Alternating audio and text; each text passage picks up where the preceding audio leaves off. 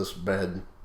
Fill it with... I don't remember the rest of it. I'm sorry, Emily. I don't know why they didn't do fucking, because I would not stop for death, he kindly stopped for me. It was a way motherfucking better poem. And it's also, like, just as, like, inappropriate at that moment, Either one would have been inappropriate. Well, I think it's funny that, like, she's being held up as, like, this paragon of poetry, that this woman to be looked up to when, like... I'm not knocking Emily Dickinson, but, like, she had a fucked up life. And, personally speaking, I wouldn't put her up at the top, but I guess to each their own. I definitely really like a lot of Dickinson's work. I mean, like I was saying, like, Because I Would Not Stop for Death is one of my favorite fucking poems. But yeah, I'm not a fan of all of her work, as I don't even remember what the fuck that other one was called. The fucking apple be your bed, the sunlight yellow noise, not wake thee. Oh, but what a romance this was. That's what you like to read if you're a paranoid schizophrenic. Apparently. Okay. Before we get into this, as you can tell, this is already very much on our minds. Hi, everybody in the TBD world. This is Patrick here, and Etienne is beside me. We're two big dudes, and we're discussing Meryl Streep. Can I also be beside myself? Yes. Okay. I think we're probably both beside ourselves. I've just engaged in an intensive Streepathon because, and admitting in advance, I am not as familiar with Meryl Streep as I should be, considering the incredible breadth and depth of her work. Same here. I realize me nodding does nothing since this is all audio, but I vehemently agree. Somebody that I definitely wanted to get into and explore, since we haven't really done any actresses yet, and there have been critics that have called her the greatest living actress. A number. Which is... Sorry, go ahead. Oh, no, I mean, she has, like, mathematically speaking, she has gotten more Golden Globe nominations and more Golden Globe wins than any other actor ever. She has, among, I believe, the top 3 numbers of Oscar nominations, and she has 3 Oscar wins, which is one of only 3 actors ever to have 3 primary acting Oscar wins. Like, I mean, she is a critical darling. I don't know if that's the correct grammar, but, I mean, for good reason. She's motherfucking on point. But, like, I have to admit that going into this whole thing, I was aware of her being in Devil Wears Prada, but the only 2 movies that I had seen her in were Into the Woods and Death Becomes Her, the Goldie Hawn, Bruce Willis, Meryl Streep comedy about I've watched vampires. That, actually. I like Goldie Hawn.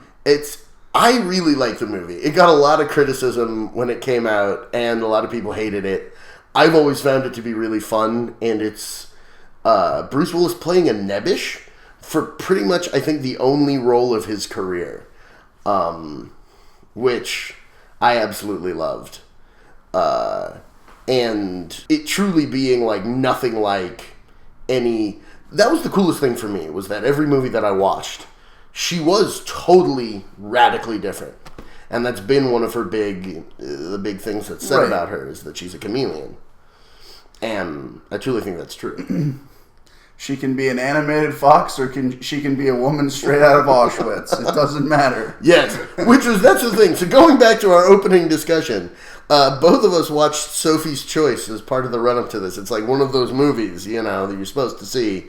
And I hadn't seen it. I assume you hadn't seen it, Etienne. But that's why I chose, because, it's one of those things that you constantly hear Sophie's Choice talked about, whether it's the book or whether it's the novel, because of things that occur You mean the film or the novel? Yeah. You're right. I just... The book or the novel. Yeah. Sorry.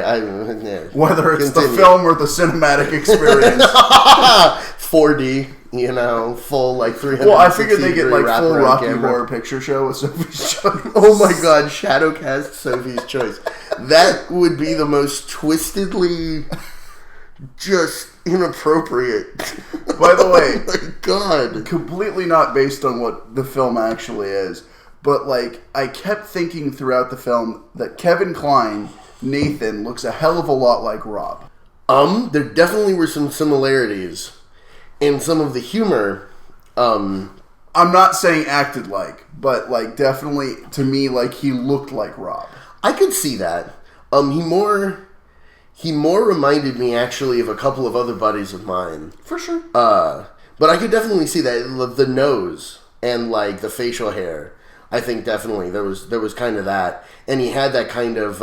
And Rob, if you're listening, you know we love you. That manic energy that Rob had and has, I assume. I mean, he's not dead; he's just in Finland. We love you, Rob.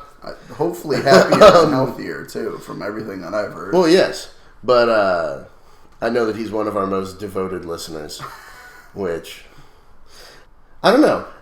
Watching the movie, when they got to that point, I'd already been thinking about Nathan for the entire film. Mm-hmm. That, like, okay, this guy is obviously a really hardcore, undiagnosed bipolar. Like, that is undeniably true. And pretty much my only issue with any of the characterizations was that they're like, he's a paranoid schizophrenic. And I'm like, his symptomology doesn't totally support maybe like a really light paranoid schizophrenic. He comes across more as like a hardcore bipolar or a bipolar schizophrenic.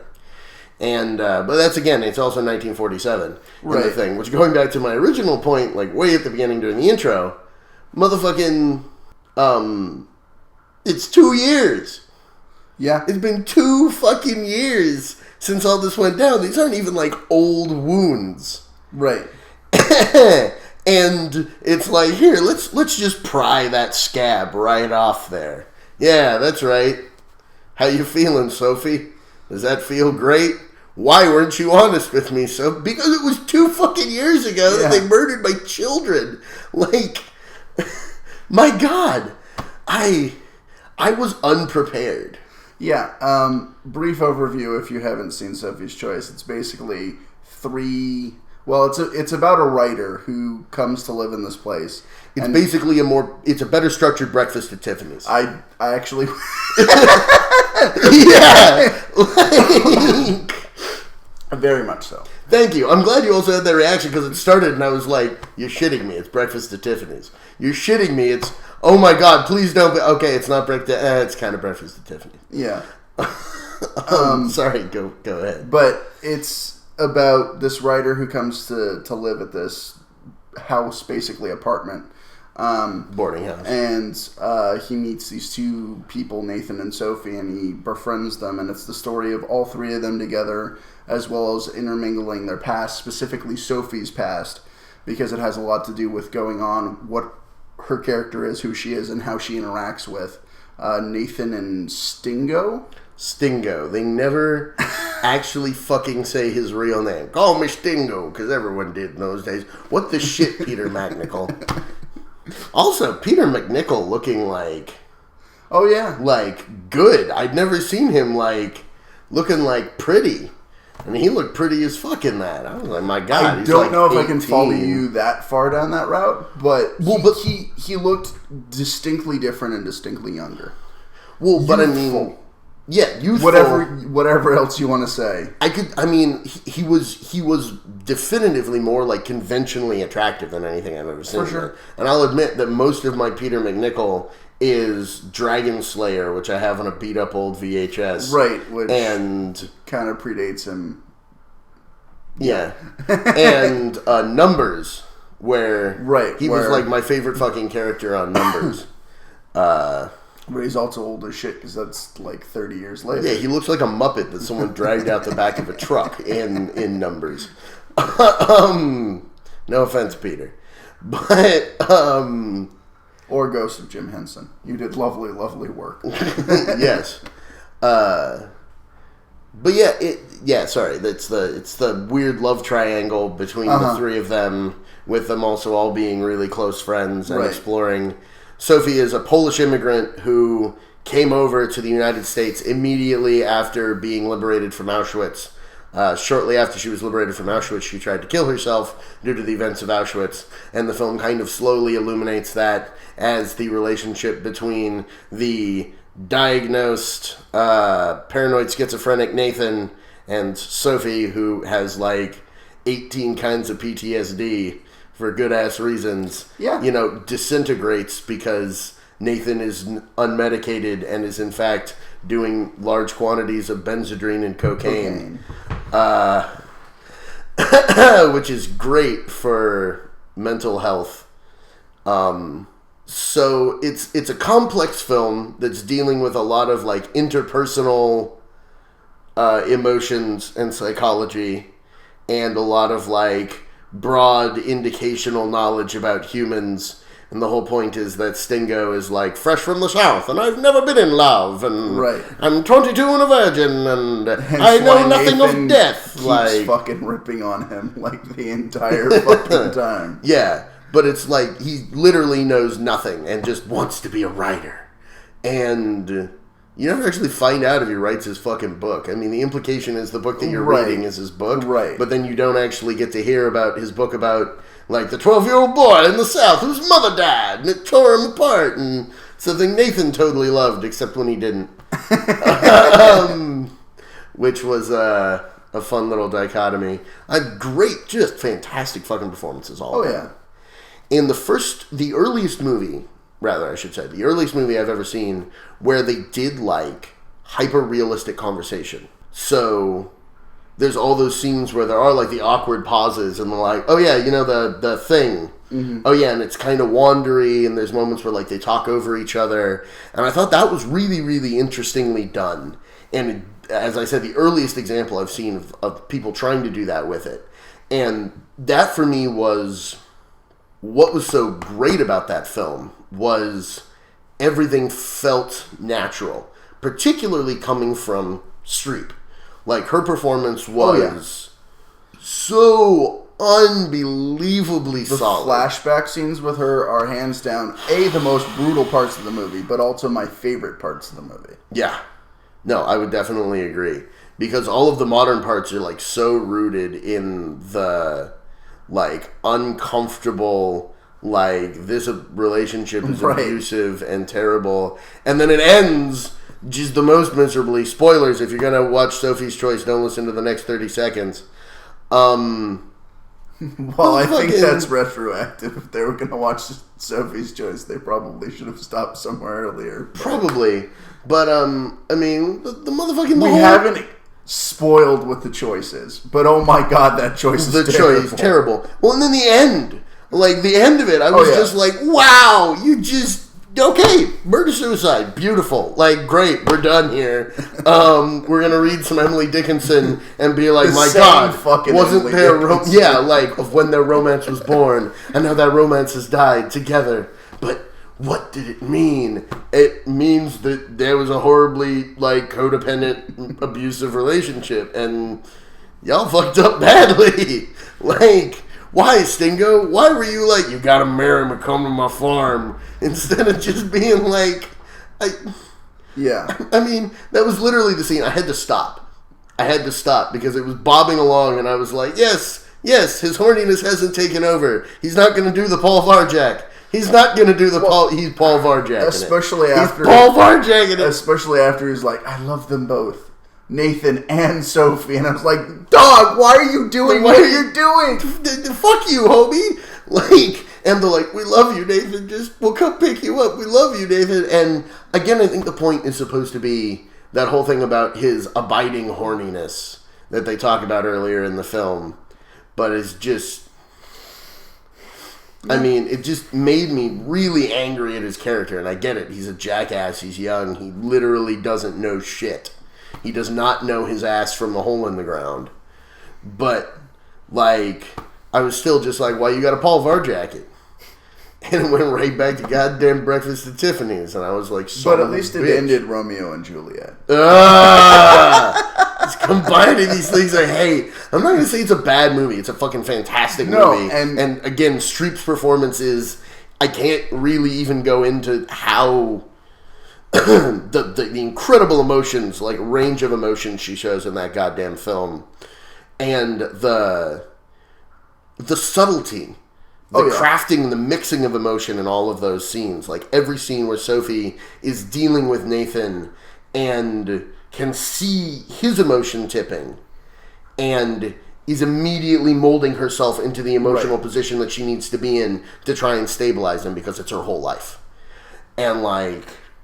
That, such a stellar performance from Streep. and the chemistry between her and Klein is perfect. Oh yeah, just unbelievably perfect. Oh, and that, you know, I don't know. It's definitely one that I would recommend, and it makes sense that it was like one of her big early, like, catapulting you into success movies. It wasn't like the first, which was The Deer Hunter, with Robert De Niro and whatnot. And I actually totally should have watched that as well. Yeah, I thought about watching that too, and I didn't get there. So we did kind of preface this. We're not big into the Streeperverse. Not that there's anything wrong with the Streeperverse. No, it's fantastic, and I'm going to watch a whole bunch more of her stuff. In places. Yeah, no, I mean, it's been a crazy week. My car broke down. All this shit. I was going to watch about 8 more Meryl Streep films, but wound up with a list of 5. So, you know, this is where we got. You failed me for the last time, Patrick Scream. Okay. All right. Mega Thibault. Mecha Poitier. Something. I got nothing here, man.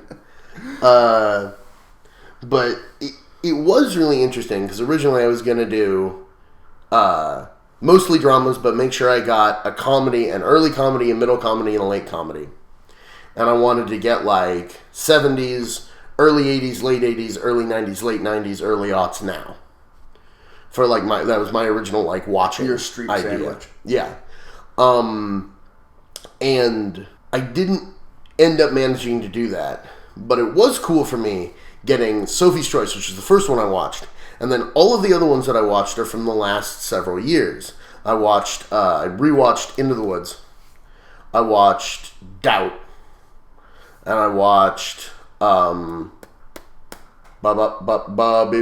Baby Iron Lady, where she plays Margaret Thatcher, and I was impressed each time with, again, her chameleonic ability and her ability to give such weight to minutia. Tiny little details, especially in Iron Lady, which I thought was fantastic in a lot of ways, but had some deep, abiding flaws as a film. There was the end of it just makes absolutely no sense. She like hallucinates her dead husband the entire time, and then she throws all of his stuff into like trash bags, and then like the hallucination goes away because that's how dementia works. Well, it's just standard, female breakup stuff. I don't even know how to respond to that. But it's he's been dead for like 5 years. He died of cancer, and then the end of the movie is her just being like, "Oh, are you going to that thing where they're unveiling your portrait today?" No, I'm not going anywhere. And then she slowly wanders into the other room and like dicks around with the drawer and looks out the window, and the credits start slow rolling over her doing this, and then she like slowly wanders around the room and then wanders into the other room, and then the like lights slowly fade down. It's like a straight theater play ending, and I was like, what the shit? In this historical piece about Margaret Thatcher, you went with the theater play ending. Well, and especially after again, I had a lot of problems with the production on Iron Lady, specifically, and I get it was about Thatcher's psychology all the way through, and her exploring different elements of her life as she loses her fucking mind. But I was irked by the one-sidedness of a lot of it. I mean, it makes sense because it is all from Thatcher's viewpoint. And I felt like basically nobody else pulled their weight in the film in terms of the actors. Like, it's unfortunate. Streep 100% pulled her fucking weight, did a great Thatcher, whole nine, worked the psychology brilliantly. The woman who plays young Margaret Thatcher when she's still Margaret Roberts, great fucking job. It was beautifully shot and really well put together in a lot of ways. But again, like, I felt like none of the other actors were really pulling weight. And there were just a couple of moments with the dialogue that was just a little bit like, oh yeah, that was weird and artificial. And especially coming out of Sophie's Choice, I was like, what? Yeah, no, I had a lot of emotional bowling balls as well. Because the first thing that I watched with her prior to, preparing for the podcast was Kramer versus Kramer. And I absolutely hated her for the entire movie because that's what her character is.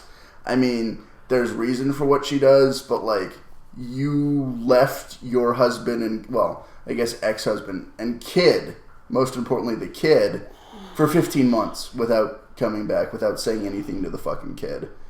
Like, well, and the ex-husband, whatever, you got your problems with the husband, right. But, like, talk to your kid. Yeah. And it's one of those things, like, you can have your problems with people. You can need to find yourself. You can need to do whatever. But there's a certain amount, like, you have a kid, you need to man up and fucking be there and take care of your fucking kid. And, like, that was the large problem I had with her character during that movie. I can feel.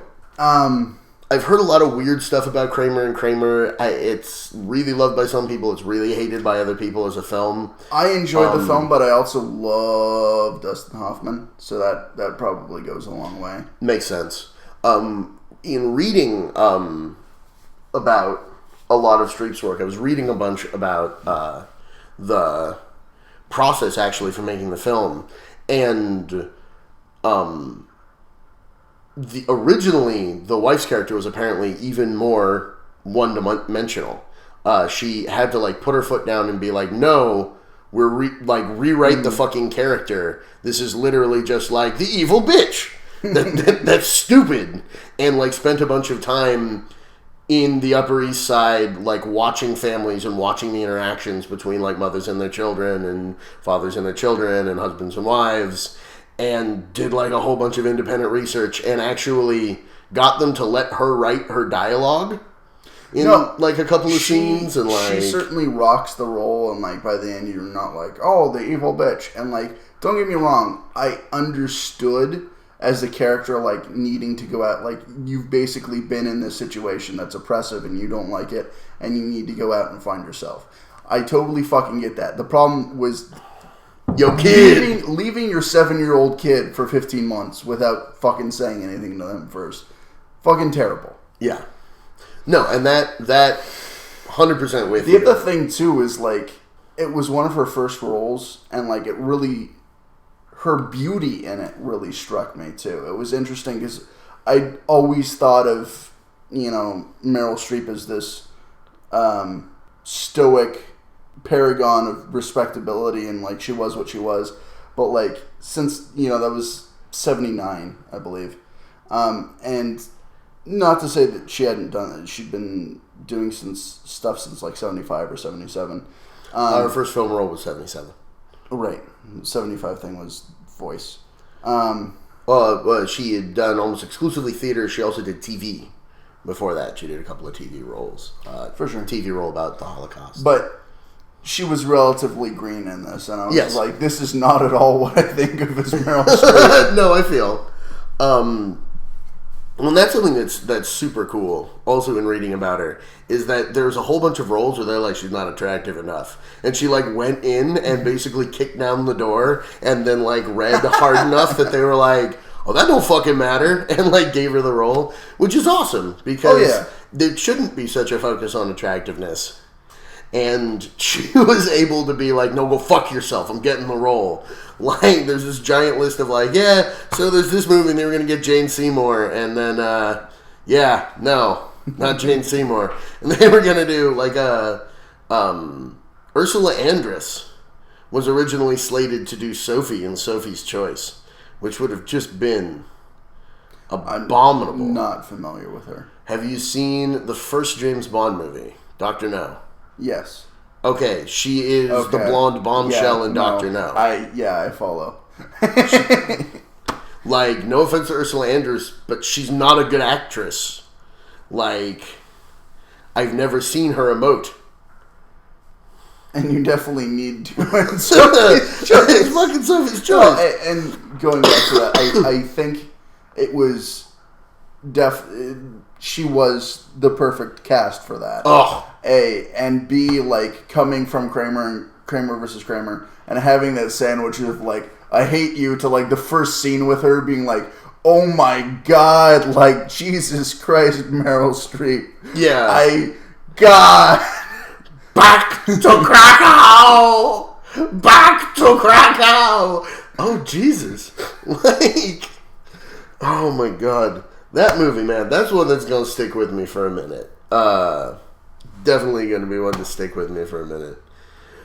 And that's interesting, because, like, then, yeah, you started also with, like, the other end of it. So you started at the beginning and then jumped forward. Yeah. But you also got comedy in your lineup, which I didn't manage to do. Define comedy. Devil Wears Prada. That's comedy, did right? not find it comedic. Okay. There are certainly points where I was like, that's a joke. Alright, cool. Alright, awesome. It's just one of those things that, like, the movie was very clearly not for me. Okay. And there's certain things that are relatable just universally. And so I was still able to take things in and enjoy them for what they were. But, like, I mean, I don't give a flying fuck about the fashion world. I don't give a flying fuck about this person being in the fashion world. Somebody doing something that they don't want to do so they can make it farther in life, yeah, I can relate to that. But there's, like, there's a ball, and I can relate to the fucking nucleus, but I can't relate to... No, I get you.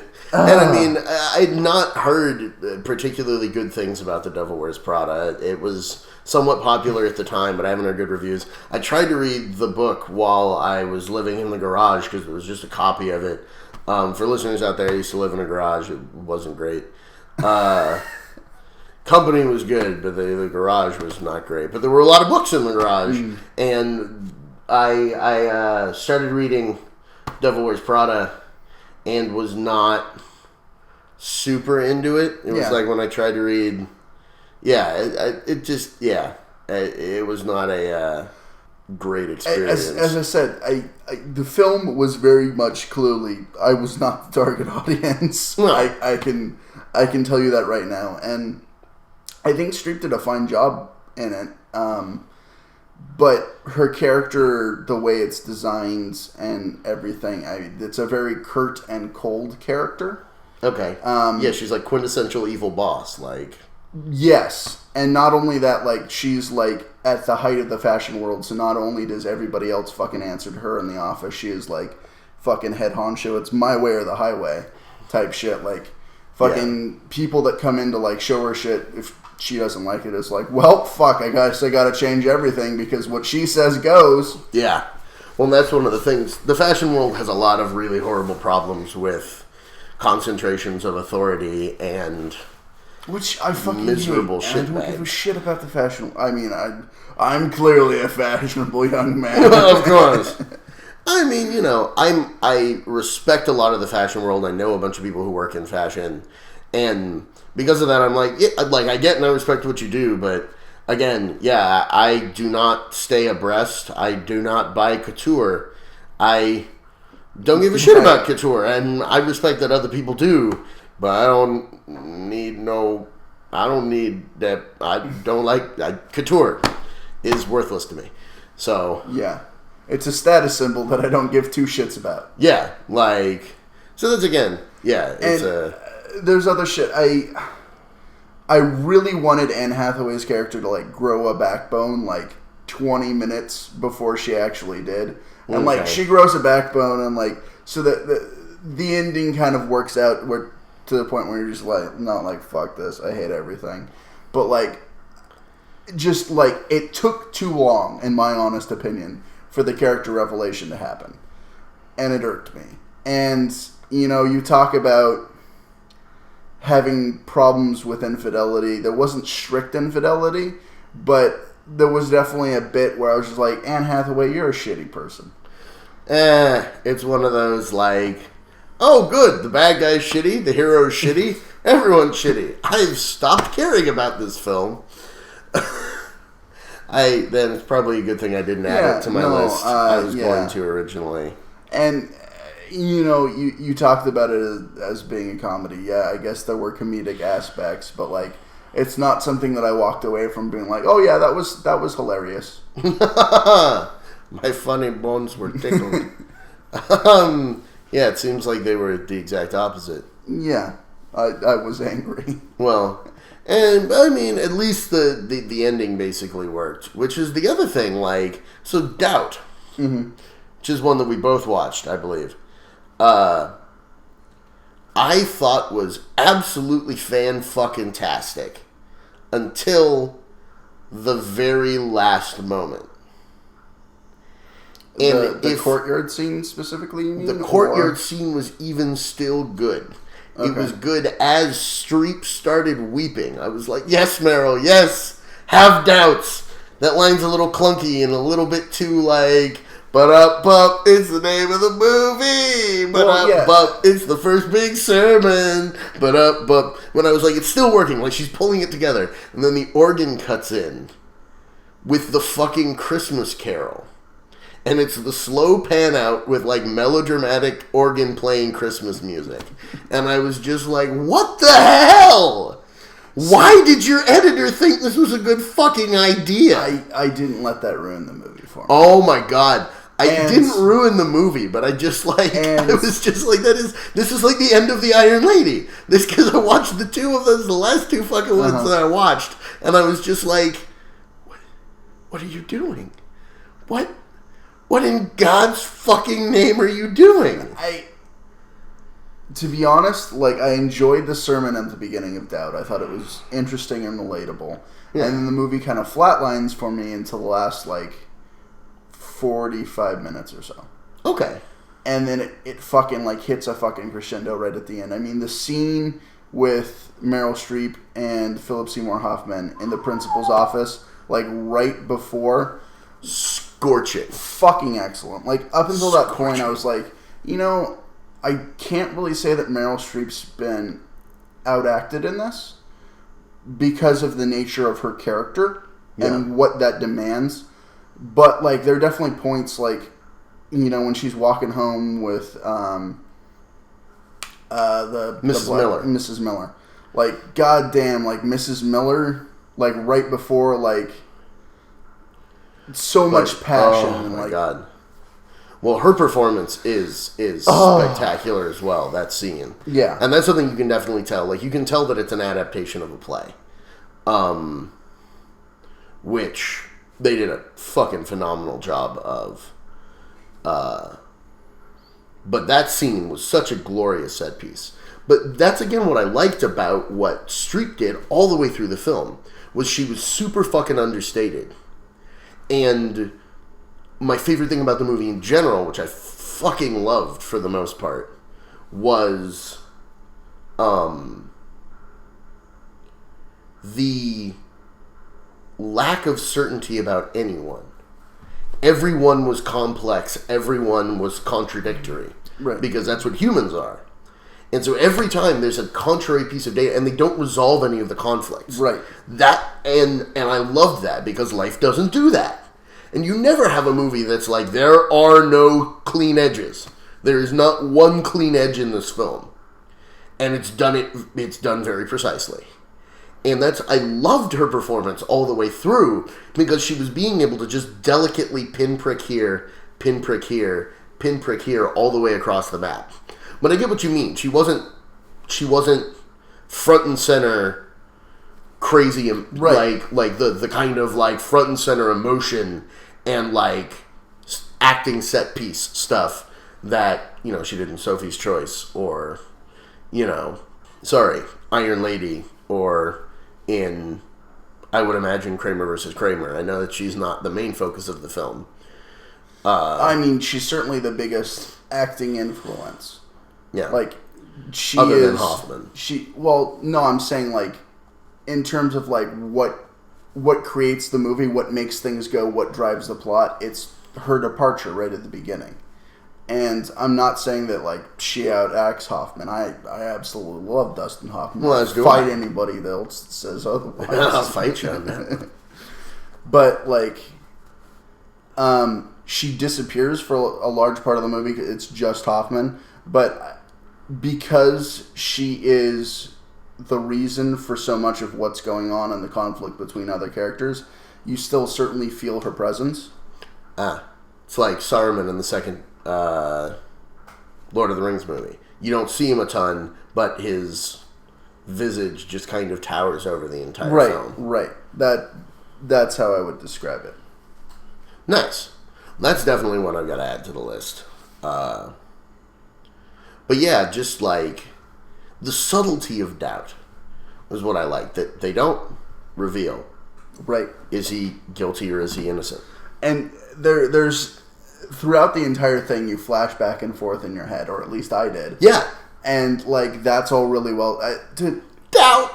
Just so you know, this is about a priest at a parish with a school adjoining, and the actions that this priest may or may not have taken with regards to a student / altar boy, and the hunt that is conducted by nuns at the parish to determine his guilt or not. Yes. And I'm not going to say innocence because I don't think... Well, they can't prove guilt, they can't prove innocence. Right. That's the whole point. It's all doubts. But Meryl Streep is the principal of the school. Right. And it's also framed in this entire very accurately historically and socially framed within the time period, which is 2 years after Kennedy's assassination. So that'd be 1965. Segregation is just pushing, and the student who might have been molested by the priest is the first black student in the history of the school. So there's this whole other layer of it where the priest is protecting the student. The priest is played by Philip Seymour Hoffman, who just gives a fucking tour de force performance. I haven't seen that much from Philip Seymour Hoffman. I know he passed away like 2 years ago now. But that fucking role, that fucking performance made me... It was like the icing on the Philip Seymour cake. Nice. Well, I mean, after his performance in Titanic. I kid, of course. Sorry, it's a Family Guy reference. If the audience didn't get that out there, I know Etienne did because the two of us have watched too much Family Guy. Philip Seymour Hoffman's performance throughout was so well done, and the character is protecting Ronald Miller. Donald Miller. Ronald McDonald Miller. No.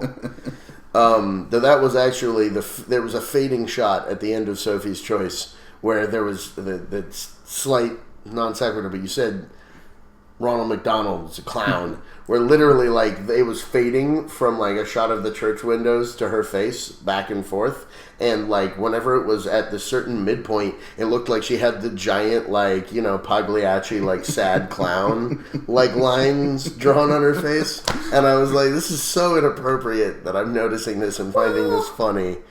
The finding it funny thing, because it was either completely unintentional or it was completely intentional to just be like, yeah, she's fucking sad. There's been a lot of shit that's gone down in Sophie's life. Well, but it was somewhat ham-fisted, and that was why I felt like, I was like, what the fuck am I looking at? But going back to doubt, that's what made that, because you are going back and forth about both the principal and the priest all the way through it. You don't know whether you like the principal or you hate her. You don't know whether you like the priest or you hate him. I don't know if I ever liked the principal.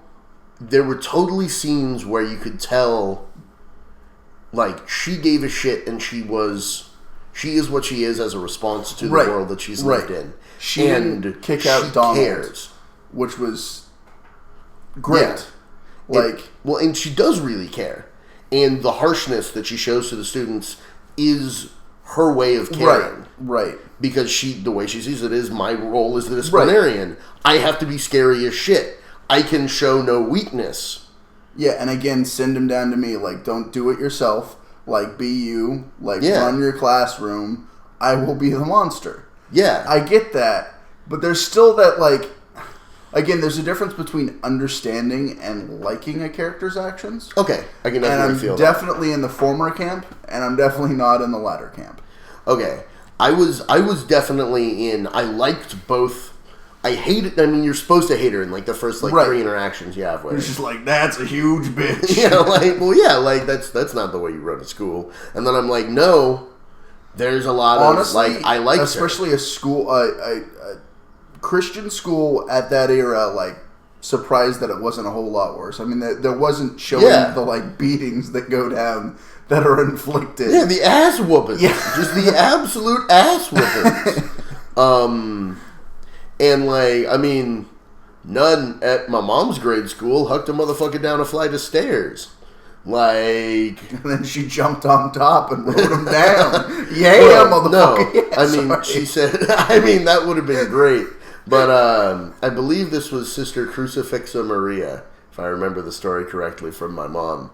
And there was this kid who was being a jackass. And she was like, don't be a jackass. Stop running. And he did not stop doing it. And she's like, if you keep doing it, I'm going to throw you down the stairs. And he kept doing it. So the next time she caught him, she threw him down the stairs. And then expelled him. I'm sorry. I can't get the image out of my mind of the human body surfing nun. It's just... it's pretty righteous, you know. I think that there's a great B movie in that, you know. I'm sure there is. Unfortunately, we don't have the wherewithal to produce it right now. Surfer nuns on Volcano Island. The high school of Saint Sebastian and his agony. But for me, I definitely did end up liking her. Mm-hmm. And I didn't agree with her level of conviction. And what I kept coming back to is it's like... they wonderfully show this is that you want there to be a pat answer because then you can go, no, she was right all along. She was right to trust her gut. It doesn't matter. She was the only one who saw the truth. But that's not the way it is.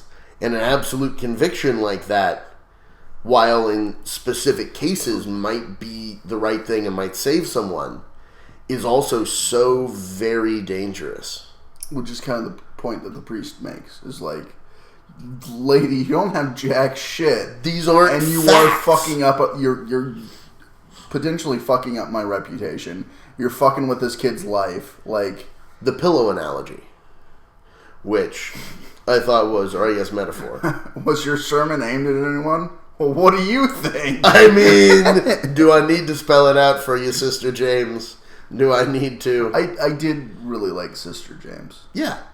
She's like... she's there to be liked. Well, and yeah, she is the least contradictory and conflicted of the characters, though she still has her own contradictions and conflicts. Oh, yeah. And I'm pretty sure every one of the main cast members got nominated for Academy Awards. And I believe both Streep and Hoffman won for them. Like, that movie got like 9 Academy Award nominations. Like, shit was bomb. I don't know why, but you're like, you said Hoffman. I was like, Dustin Hoffman wasn't in that. What the fuck are you talking about? Philip Seymour Hoffman and Dustin Hoffman present The Odd Couple. Now that would have been interesting. But it's too late, baby. Now it's too late. Yeah, I mean, this is true. Yeah, having Streep's presence in that was so necessary. And it was, again, another example of also rewatching her portrayal of the witch. Which my initial reaction to it was, she's a very atypical witch, but I like it. There's other weird things about the production that, like, I really love some stuff. I really didn't love some stuff in the way they did the film version of Into the Woods. But her performance, I was like, that's really solid. I've never seen the witch taken that way. It's totally non-traditional, but it's bomb. And rewatching it again, I was so impressed with, again, the minutia that she was able to bring to life within the character. Tiny little articulations, tiny little motions, hints of inflection that just took it in exactly the right place at that moment. and made this character that's so easily cartoony, not a cartoon, in a piece that's about these cartoony archetypal characters being real people. Because that's like what the core of Into the Woods is. I don't know how well you know. As I said, I think I've seen one production of it. But I haven't seen her portraying the witch in this movie. Yeah, and then I think we briefly discussed this when we were talking about Chris Pine in one of the last couple of podcasts. But yeah, she, I think, without a doubt, gives the best performance in it, except for maybe Little Red Riding Hood and Jack, the Giant Killer. Like, those two just give fucking outstanding performances, which is not something you can say about kids often. And they both, like, nail all the singing and are, like, fucking righteous in their acting all the way through the piece. They're, like, goddamn 9. And, but otherwise, I think that Streep definitely ruled that movie. And that's part of why, even rewatching, I get why they did what they did. But I was so sad that the witch didn't sing the final song. Because, like, the final song is, like, there's a song earlier in the piece which is Children Won't Listen. Because the whole thing is, like, the older generation trying to do what's best for the kids and fucking up miserably, and then the kids trying to do what's best for their kids and fucking up miserably, and, like, passing the failure buck down and running away from their problems instead of confronting it and trying to fix it. And the witch is trying to get that point across, specifically dealing with her sadness over Rapunzel leaving and all of the other crazy crap. And then at the end, making the contradictory point that, no, children do listen. They listen to what you do. They listen to what you say. Like, be careful what you fucking do because you're shaping your goddamn kids. Which, the power of having that same character who has had this thing bemoaning, like, why don't the children listen to us and learn from us? They are learning from you. You've given them a shit example. Having that turnaround is so important. And I would have loved to see Streep's performance of that reprise. Reprise. Reprove. Replimat. However you fucking say that word. And not getting that was a sadness for me, because I was like, God damn it, I ought to have you, especially on the rewatch, because I was specifically watching Streep. And, like, again, whoo, doggy. Every performance I've seen her give thus far been fucking top notch. Even Death Becomes Her. Wacky funhouse bullshit. Yeah, it's been interesting watching Streep's films. Preparing for this podcast and in general, I can totally understand why I haven't seen a lot of her work, because a lot of the stuff that she's done is not stuff that I gravitate to, not stuff that I would be interested in otherwise. It's very technically well done. She gives great performances throughout, but it's not something that I seek out. And as much as I can enjoy film and cinema for the sake of it being what it is, and it being artfully crafted, well done, well made, like, if there's not that heart there that I connect to, I have a harder time with it. Yeah. And it's certainly been the case with going through Streep's work. With that said, did you ever end up seeing Fantastic Mr. Fox? I did. So actually, it's a third thing that I'd seen with Streep before this.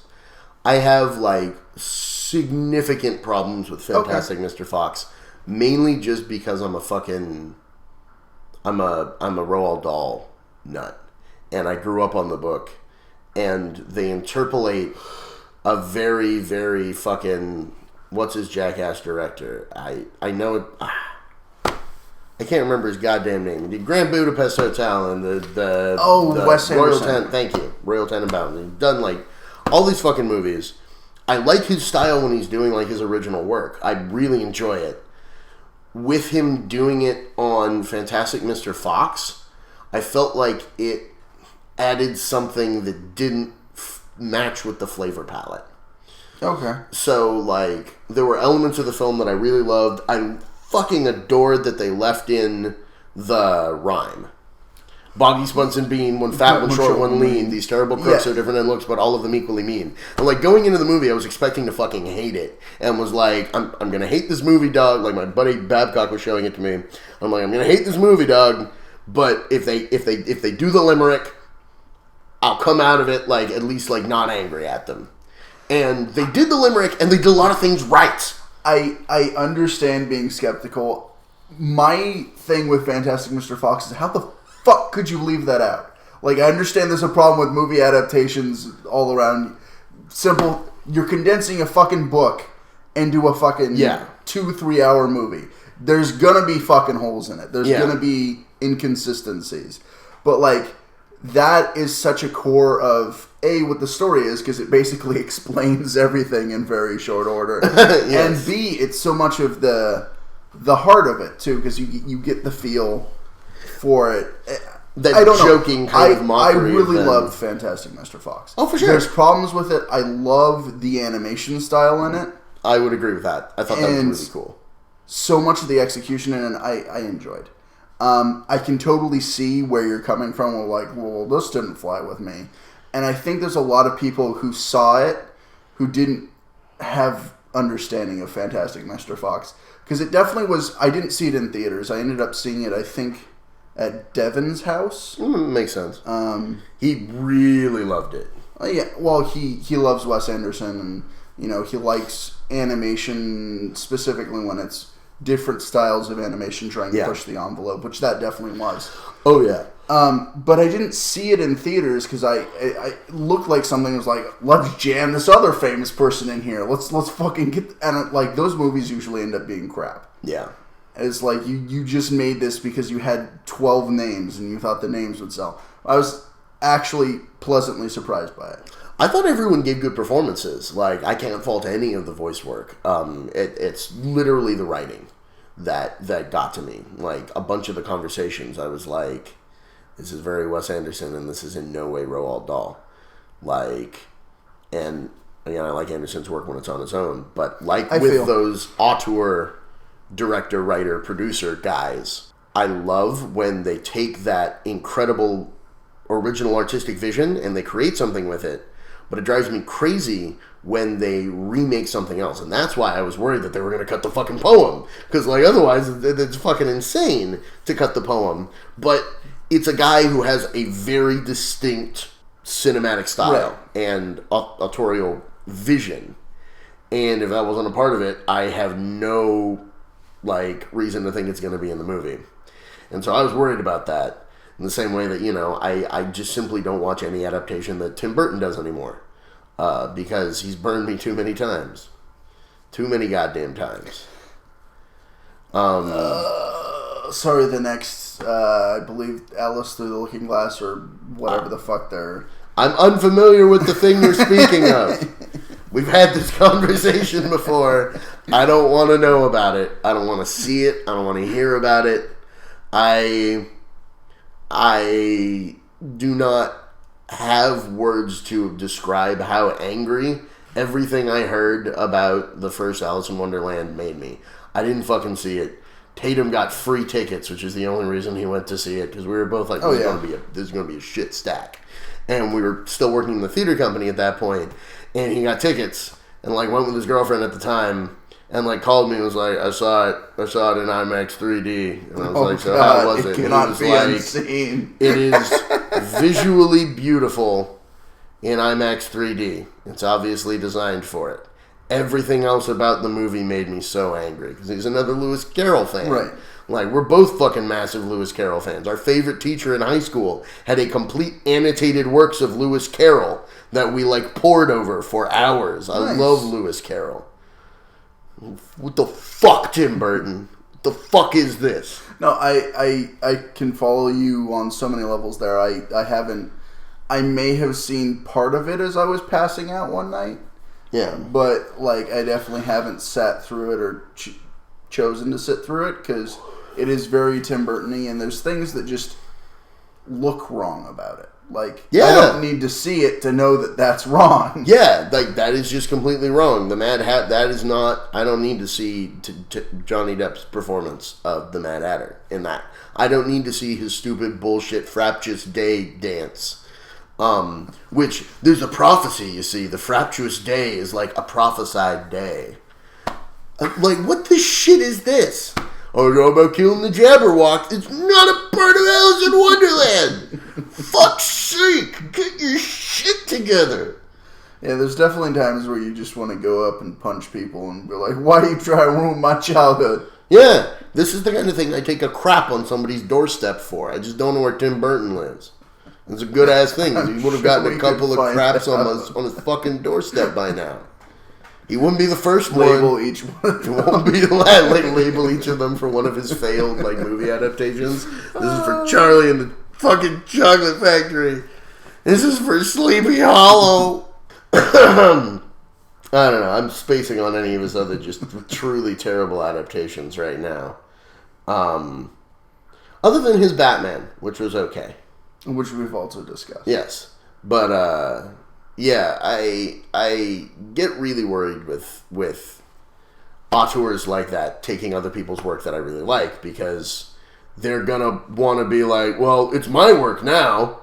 Boop, boop, boop. And if they were willing to fucking cut half of the goddamn riddle scene from The Hobbit, there's no bets left on the table. There's not, like, there is no strength left in the world of man, to quote the Lord of the Rings films, in a straight fuck you to Peter Jackson. Like, I don't believe they're going to do anything right. That's fair enough, I guess. But I'm glad they kept it, and I'm glad the adaptation was as good as it was. Yes. I agree. We may be on slightly different sides of the coin from it. I may be slightly more removed from my last experience with the book of Fantastic Mr. Fox than you are. But I reread all of Dahl's children's books like once a year. Then yes, farther removed. I think I was probably below the age of 10. My last experience with it. So it's been a solid 15 years. No, I feel you. Because I just. But again, from my experience of the film and my experience of the book, they didn't crap on my childhood. No, for sure. I didn't feel that it crapped on much. Again, I was very pleasantly surprised. I have a bunch of problems with the film, but I was very pleasantly surprised. For sure. And as a standalone, I thought it was fucking gorgeous. It was beautifully crafted. Everyone gave a good performance. It was just specific things where I'm like, Roald Dahl is a better writer than you. Stop. Stop doing what you're doing. His dialogue was better. But Streep is Mrs. Fox in that, right? Yeah, I liked a lot of the expansion that they did with her over what was in the book. And again, I thought she did a fantastic job of that. And fantastic job, Mrs. Fox. Sorry, I'm just a little too giddy. I slept about an hour last night, dear listeners, and yeah, I'm a little bit loopy. For sure. Loopy. Did you watch adaptation ever, or do you have much knowledge of The Orchid Thief? I have none. Okay. I remember when it came out, it was very well critically received. I knew a bunch of people who were like, it's amazing. I never got around to seeing it, which is... For sure. To take a slight tangent, I apologize. That's fine. I'll return to it in just a moment. It's funny when you said that about Streep's work earlier. It's like, it's just not the kind of movies that you watch. It's the same thing for me. 99% of the time, if it's like big name famous movie that you're supposed to have seen, I'm not going to go out of my way to watch it, because eventually I'm going to have someone go, you haven't seen blank? Oh my god, we're watching it right now, and watch it. And the rest of the time, I don't really want to watch it on my own. Yes, because they will come a lot to of the me. time, I don't need to go to them. Well, there's that. And then there's also just simply the fact that a lot of the time I see these big movies that everybody loves, and I fucking don't like them. And I pick, like, giant holes in it because I'm anal retentive as shit about my movie watching. So, like, I get really frustrated with these things that are supposed to be, like, great works of cinema. And I watch it and I'm like, hole, hole, hole, hole. No one caught this hole. No one caught that hole. What the hell is this? Why is Margaret Thatcher wandering around her apartment slowly while we stare at her. Like, you know, like, and it gets to me. I'm like, that's why I don't watch those kinds of movies. And the thing is that that's all the kinds of movies that Streep is in. Right. Because she's a venerable, like, top-end actress who's been working for, like, 30 years and has all of the awards nominations and more wins like 40, ever. but yes. 40? Oh my god. Late 70s. Yeah, almost 40 years. 30, like 38, 39 years. Fucking Christ. I'm sorry. You were going to say... I was going to say a lot of things. My adaptation is weird. She plays the author in a very fictionalized version of the author. Like, she's doing drugs and having sex with the guy, and it's weird. The author okayed it, but, like, didn't ever see it because she knew that there were things in it that were off. From her own life? Right. Okay. And didn't want to deal with that. She was like, all right, you guys have fun. Because it's very meta. It's... Okay. Nicolas Cage being a, I guess, screenwriter, technically, and trying to adapt a version of The Orchid Thief for cinema. And so it's like his story trying to write the screenplay by interviewing Susan, whatever the hell her last name is, played by Meryl Streep, and like pseudo-stalking her to like get the like, you know, behind the scenes details. I need to understand her. Right, that type of shit. So I'm gonna stalk because he's like, look in your window. This sucks right now. Like I need to get inside of Susan. That why? So it's an interesting, why? It's an interesting film in some senses because it is so meta, and it takes that weird kind of third person view on writing and puts it front and center, which I definitely enjoy in cinema. But like the weirdness of it with the like non-genuine authenticity of it because of the way that it was done with respect to the actual author and real events is weird and off-putting to me. I definitely feel that, and that's something that irks me pretty much continually in movies, is like, so this is a real person you could have drawn from the actual events of their life, but instead you're doing it this other way. Recently there was a movie that Jason Segel was in, where he's playing a famous American author, and the man's name escapes me, and I've actually never read any of the guy's work, which I felt bad about when I read all the press on the movie. And a whole bunch of the people who were involved in the making of the movie were like got massive critical acclaim. Oh yeah, this is all amazing. This is such an incredible performance by Jason Segel. And like everybody who actually knew the author was like, you so completely fucked up his character that this is a disgrace. And it's like, I get, again, like, autorial voice in a film, you're trying to make a point, and you're creating a story that's supposed to be vivid and generally easily packaged. But, like, if all of the guy's best friends and family are like, that's wrong. Like, you're doing something wrong. Do a good job of doing what you set out to do, because you didn't... It's not about the actual fucking person. It's about someone you came up with. So call it that. You know? That's always irked the fuck out of me. This is a total fucking non sequitur. But it was something that I actually noticed watching the credits for Iron Lady while Margaret Thatcher puttered around the apartment. Because normally I just cut off the credits if I finish the movie and there isn't anything else. It's like, I think the first movie that I've ever watched where it had almost entirely a female production cast, like production crew. And that was mega cool. Like, I was going through, I'm like, director's female, writer's female, 80% of the producers are female. Meryl Streep's female, unless they checked. Yes, I would assume. And, like, no, like, literally just going down the list of, like, my God, like, pretty much all key positions, except for the director of photography, were female in this film.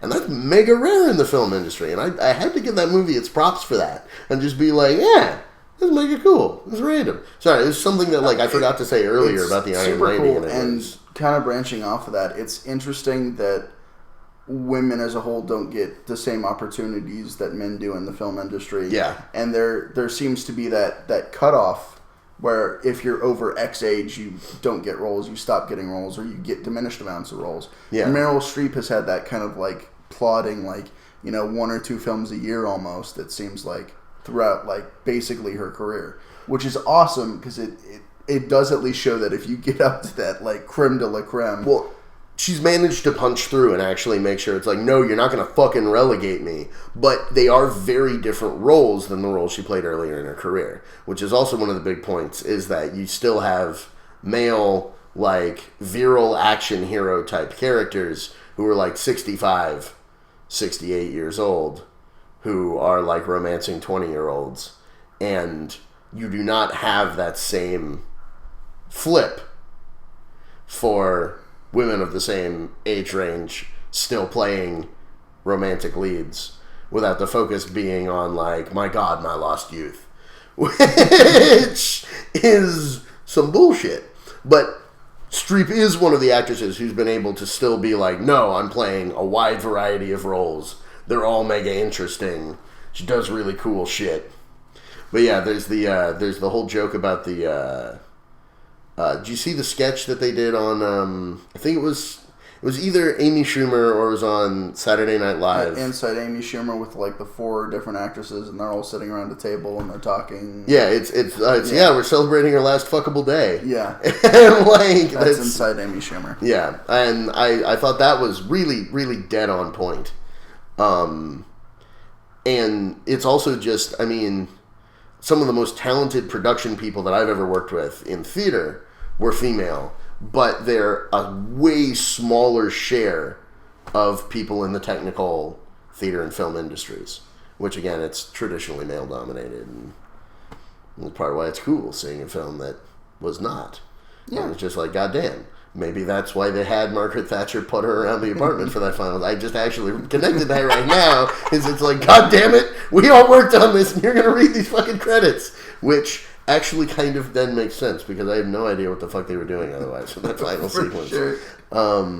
Seriously, though, watch Iron Lady. Oh, I will. As I said, these are not the films that I gravitate towards, but having more experience with them now, it's definitely something that I'm going to go back and explore her filmography more thoroughly. Well, and it's got some fun little occasional drop actors. It's got fucking Jorah Mormont from Game of Thrones plays Margaret Thatcher's totally father. With that, you know how hip I am, Patrick. Oh, of course, you're extremely hip. You're nothing but hips. Hip bone connected to the shin bone. And on that note, I think that's going to do it for us on TBD Podcast. I have to go kill Patrick now. Goodbye, all you beautiful people. And if, we don't release another one, it is because I've been pushing Etienne too hard with them bones. Them bones, them dry bones and bones and bones.